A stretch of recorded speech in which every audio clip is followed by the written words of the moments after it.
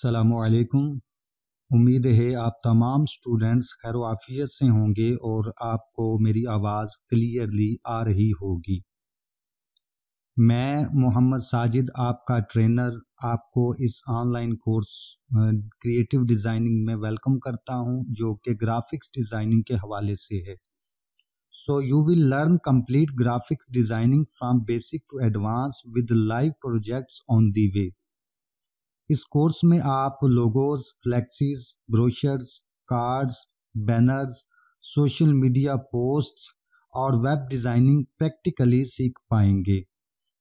So without wasting time let's start.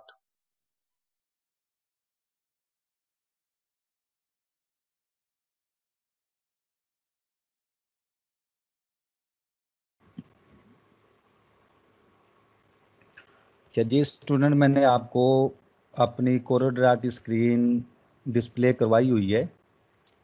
आज जो हमारे पास टूल्स हैं उनमें सबसे पहले है डायमेंशन टूल। डायमेंशन टूल को हम देखेंगे जिस तरह के मैंने आपको अभी थ्योरेटिकली पढ़ाते हुए समझाया है कि डायमेंशन टूल ऐसा टूल है जिसकी मदद से हम किसी भी ऑब्जेक्ट की डायमेंशन जो है वो मेजर कर सकते हैं। यानी लेट से कि अगर हमने कोई रेक्टेंगल ड्रा किया हुआ है तो उसकी वर्टिकली डायमेंशन क्या बनती है, हॉरिजेंटली क्या बनती हैं, उसकी एंगुलर डायमेंशन क्या बनती हैं, ये सारी चीज़ें अगर हमें मेजर करनी हो, तो स्केचिंग करनी हो इस चीज़ की, तो डायमेंशन टूल की मदद से हम इसको कर सकते हैं। इसके लिए क्या है कि सबसे पहले हम कोई भी शेप ड्रा कर लेते हैं। लेट से कि अभी मैं यहाँ से ये रेक्टेंगल टूल मैंने सेलेक्ट किया। रेक्टेंगल टूल सेलेक्ट करने के बाद यहाँ हम आप रेक्टेंगल ड्रा कर लेते हैं। ये रेक्टेंगल मैंने ड्रा कर लिया। अब ज़रूरत ये है कि मैं चाहता हूँ कि मुझे पता चले ये जो रेक्टेंगल मैंने ड्रा किया हुआ है इसके एजेस की डायमेंशन क्या है, यानी वर्टिकली हॉरिजेंटली इसकी क्या डायमेंशन है। तो उसके लिए मुझे डायमेंशन टूल को यूज़ करना होगा। ये कहाँ पे है कि यहाँ पे हम फ्री हैंड टूल के फ्लाई आउट के अंदर जाएं, ये नज बटन जो है इस पर क्लिक करें तो ये एंड पे चले जाएं। ये डायमेंशन टूल मौजूद है, इसको मैंने सेलेक्ट कर लिया। ऊपर प्रॉपर्टी बार के अंदर जाएं तो यहाँ पे इसके कुछ मूड्स हैं। सबसे पहला ऑटो डायमेंशन टूल, दूसरा है वर्टिकल डायमेंशन टूल, नेक्स्ट है जी हॉरिजेंटल डायमेंशन टूल, उसके बाद है जी स्लैंटेड डायमेंशन टूल यानी ये जो ऑब्लिक, उसके बाद है जी कॉल आउट टूल, उसके बाद है जी एंगुलर डायमेंशन टूल।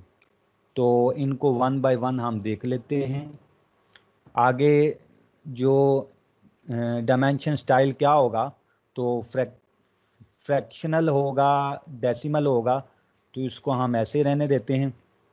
अगर डेसिमल होगा तो 0 पॉइंट के बाद पॉइंट की जो पोजीशन है वो क्या होगी ये शो करता है। उसके बाद डायमेंशन यूनिट क्या रखना होगा, तो इंचज़ रखना होगा, सेंटीमीटर रखना होगा, बाय डिफ़ॉल्ट सेंटीमीटर आ रहा है। तो शो यूनिट्स फॉर डायमेंशन, यानी जब हम डायमेंशन लेंगे तो उसके साथ यूनिट शो होना कि नहीं शो होना। अगर शो होना है तो इस बटन को हम प्रेस कर देंगे। उसके बाद बाकी चीज़ें सरफेक्स, प्रीफेक्स, सफेक्स, प्रीफेक्स अगर कुछ ऐड करना हो तो ये चीज़ें सारी प्रॉपर्टी बार के अंदर मौजूद हैं। अच्छा, सबसे पहले तो ऑटो डायमेंशन है। ऑटो डायमेंशन होता है कि आप इसके ज़रिए अगर हॉरिजेंटली डायमेंशन मेजर करना चाहते हैं, लेना चाहते हैं, या वर्टिकली ये हर साइड से ये ऑटो डायमेंशन काम करेगा। लेट्स से कि यहाँ पे ये जो मेरे पास रेक्टेंगल ड्रा है इसका वर्टिकली मैं डायमेंशन करना चाहता हूँ, तो यहाँ से पहले इस पॉइंट पे मैं करूँगा क्लिक जी। इस पॉइंट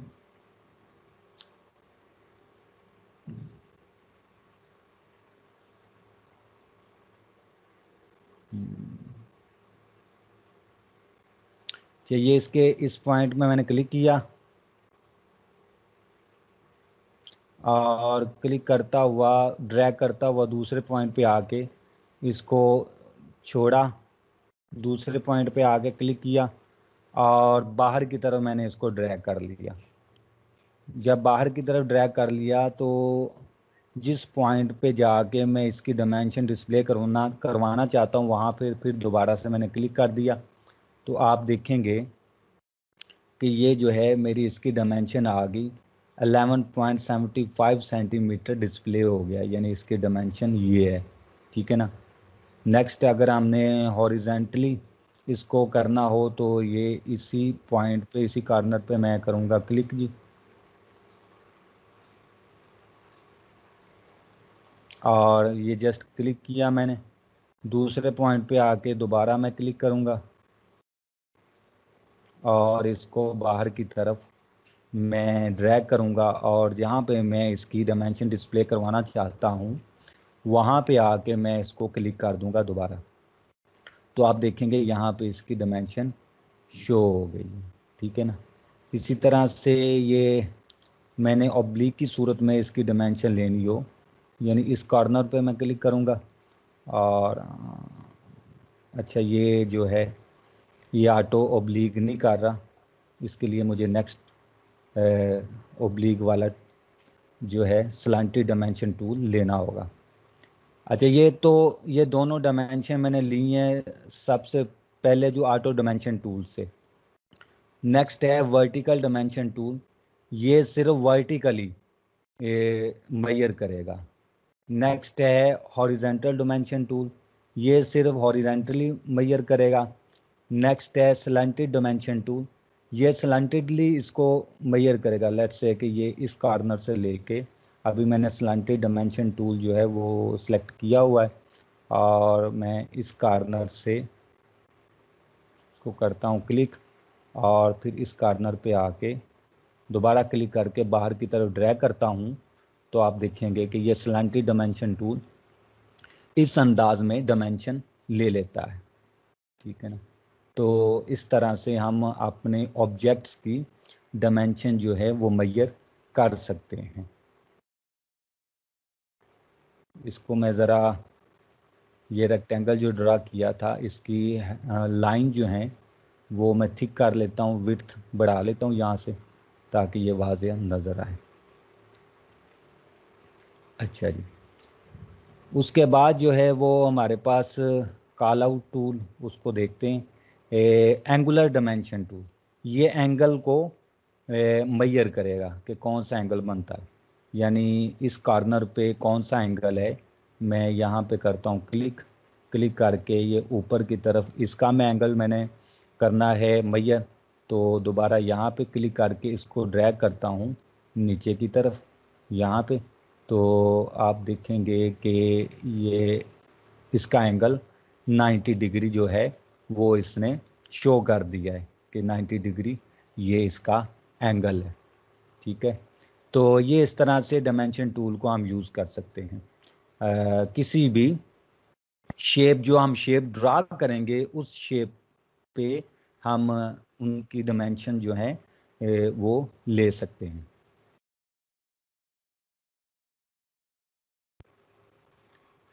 इसी तरह से हम सर्कल को देख लेते हैं। यहाँ से एलिप्स टूल मैंने लिया, एलिप्स टूल मैंने लिया और यहाँ पे एक सर्कल ड्रा कर लिया। कंट्रोल की शॉर्टकट की मैंने प्रेस की हुई है ताकि इसका रेडियस जो है वो इक्वल रहे। तो ये मैंने सर्कल ड्रा कर लिया। अब डायमेंशन टूल की मदद से हम इसकी डायमेंशन ले सकते हैं। अगर इसके ये जो डायमीटर है इसकी डायमेंशन लेनी हो तो यहाँ पे क्लिक करेंगे और फिर हम यहाँ पे आके इधर क्लिक करेंगे और इसको सॉरी ये क्योंकि ऊपर मेरे पास एंगुलर डायमेंशन टूल सेलेक्टेड था तो मैं इसको ये ऑटो डायमेंशन टूल सेलेक्ट कर लेता हूँ प्रॉपर्टी बार से और दोबारा हम इस पर ट्राई करते हैं।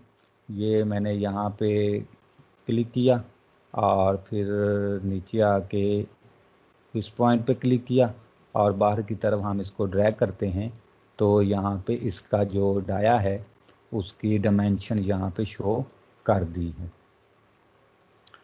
तो इस तरह से हम किसी भी ऑब्जेक्ट की डायमेंशन जो है वो मेजर कर सकते हैं डायमेंशन टूल की मदद से। अच्छा जी, तो स्टूडेंट ये हो गया हमारे पास डायमेंशन टूल के जिसको यूज़ करके हम अपने ऑब्जेक्ट्स के किसी भी एज की डायमेंशन जो है वो इजीली मेजर कर सकते हैं, जिसमें vertically, horizontally slatted dimension tool और एंगुलर डायमेंशन टूल मौजूद हैं इसको यूज़ करते हुए। नेक्स्ट हमारे पास है कॉल आउट टूल। ये मैं ज़रा नीचे ले आता हूँ फ्री एरिया पे ताकि नेक्स्ट मैं प्रोसीड कर सकूँ। कॉल आउट टूल क्या करता है? कॉल आउट टूल करता है कि आपके पास कोई अगर पिक्चर है या आपने कोई ड्राइंग बनाई हुई है और उस ड्राइंग के डिफरेंट पार्ट्स को आप लेबल करना चाहते हो, स्पेसिफाई करना चाहते हो और टेक्स्ट के साथ, नेम्स के साथ, तो उसके लिए कॉल आउट टूल की ज़रूरत पड़ेगी। कॉल आउट टूल यूज़ किया जाता है। अभी मैं आपके सामने एक इमेज लेके आता हूँ और फिर उसके डिफरेंट पार्ट्स को हम लेबल करते हैं कॉल आउट टूल की मदद से। तो मैं इंपोर्ट करता हूँ एक इमेज, यानी ड्रैग एंड ड्रॉप भी कर सकता हूँ और यहाँ से फाइल पे जाके इंपोर्ट की कमांड से यहाँ से भी मैं इंपोर्ट कर सकता हूँ। तो मैं अपना यहाँ से देख लेता हूँ इमेज जो मैं यहाँ पे इंपोर्ट करना चाहता हूँ, वो हम उसको सेलेक्ट करके तो ले आएंगे।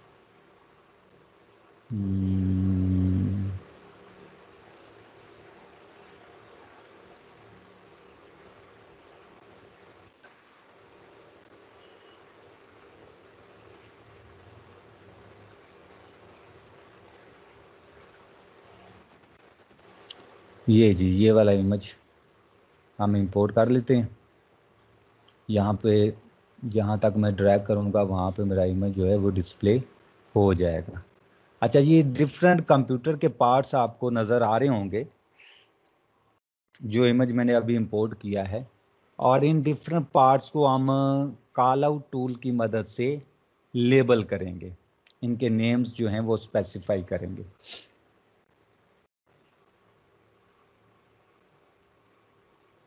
तो उसके लिए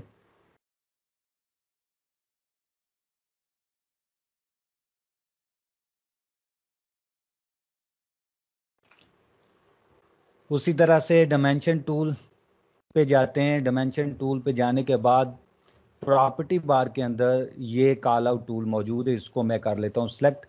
इसको सेलेक्ट करने के बाद हम ये जो मॉनिटर है, स्क्रीन है, एलसीडी, इसको हम पहले पॉइंट आउट करते हैं। यहाँ पे मैं करता हूँ क्लिक और इसको करता हूँ ड्रैग। ड्रैग करने के बाद दोबारा क्लिक किया और यहाँ पे मैं ला के इसको फिर क्लिक करता हूँ, तो आप देखेंगे कि यहाँ पे मेरे पास ये आ गया है, ऑप्शन आ गई है टाइप करने के लिए। तो इसमें टाइप कर देता हूँ LCD मॉनिटर।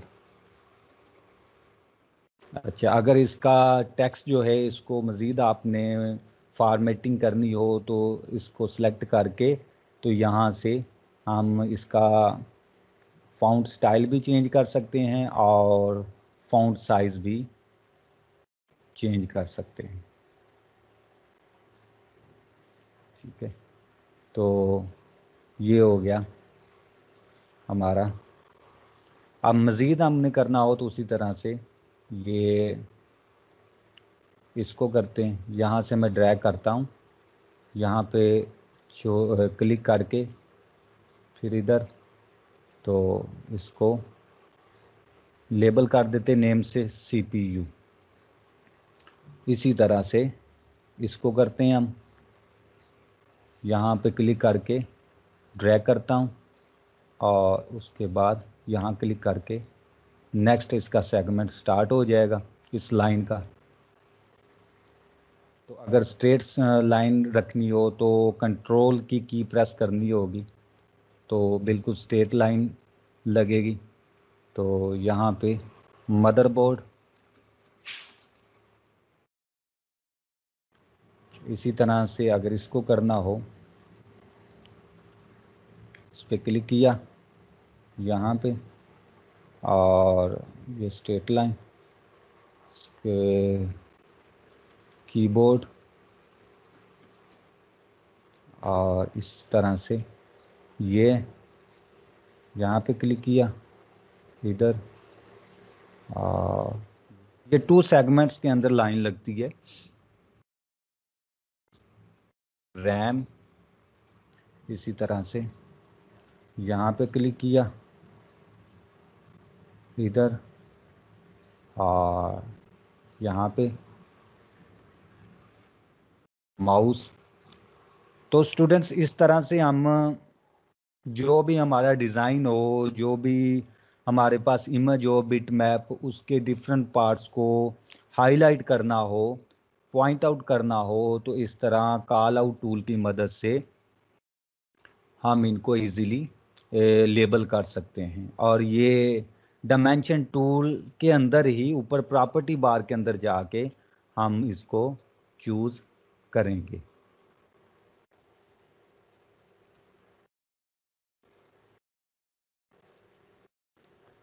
चलिए, ये हो गया हमारे पास कॉल आउट टूल।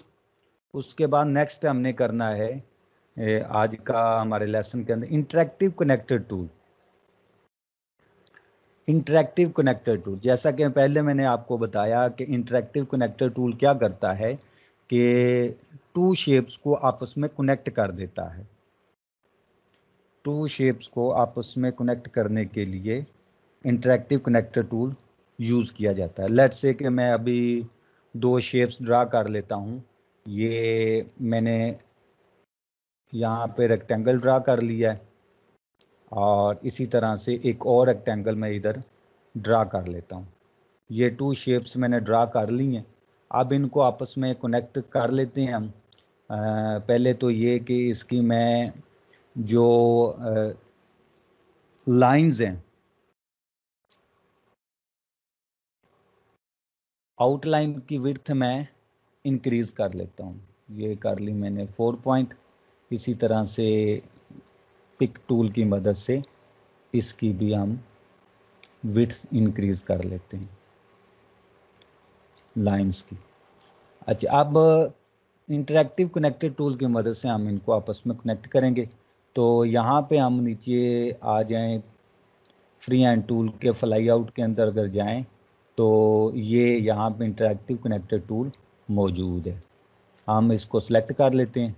सिलेक्ट करने के बाद ऊपर आए, प्रॉपर्टी बार के अंदर इसके 2 मूड्स हैं, 2 वेरिएशन है। पहला है एंगल्ड कनेक्टर और दूसरा है स्ट्रेट कनेक्टर। ठीक है ना। एंगल्ड कनेक्टर जो है वो एंगुलर कनेक्ट करेगा और स्ट्रेट जो है वो स्ट्रेट लाइन के साथ कनेक्ट करेगा। तो हम पहले ये एंगल्ड कनेक्टर जो है इसको ट्राई कर लेते हैं। ये मैंने एंगल्ड कनेक्टर यहाँ से सेलेक्ट किया और यहाँ पे आके इसको मैं करता हूँ, यहाँ पे क्लिक करके और फिर इसके साथ यहाँ पे मैं कर देता हूँ कनेक्ट। तो ये इस लाइन के साथ कनेक्ट हो गया है। ठीक है ना। अभी ये कनेक्टिंग लाइन जो है वो सिलेक्टेड है। तो प्रॉपर्टी बार के अंदर जाके इसकी भी प्रॉपर्टी चेंज कर सकते हैं। यानी अगर हमें इसकी विड्थ बढ़ानी हो इस लाइन की तो भी बढ़ा सकते हैं।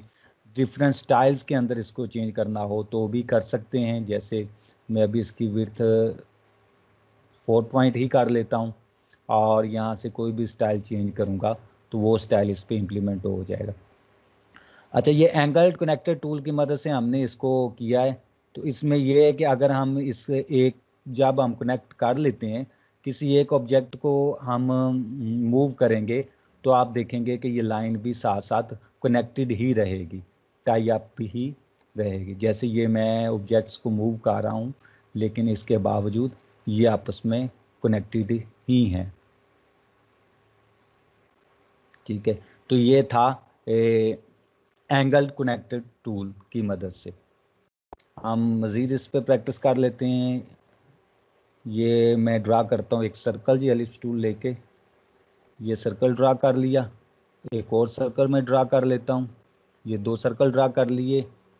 इनकी ज़रा हम विड्थ बढ़ा देते हैं आउटलाइन की, ये पिक टूल की मदद से इसकी भी मैं विड्थ बढ़ा देता हूँ। ठीक है, अब इंटरेक्टिव कनेक्टर टूल सेलेक्ट करने के बाद ऊपर प्रॉपर्टी बार के अंदर दूसरा जो इसका मोड है स्ट्रेट कनेक्टर, उसको हम कर लेते हैं सेलेक्ट, और यहाँ पे आके इसके मैं एक एज पे क्लिक करके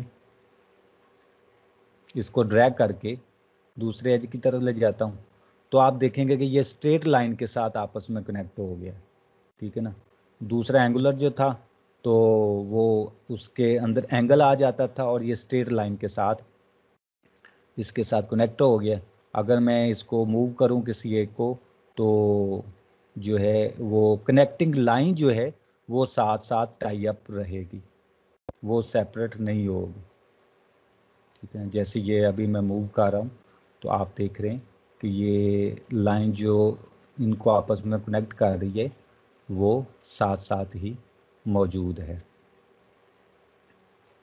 जी स्टूडेंट्स, तो ये था आज का लेसन कि हमने एक तो डायमेंशन टूल को सीखा, दूसरा इंटरेक्टिव कनेक्टर टूल को सीखा, और उसके बाद कॉल आउट टूल को हमने सीखा। उम्मीद है आपको क्लियरली समझ आ गई होगी।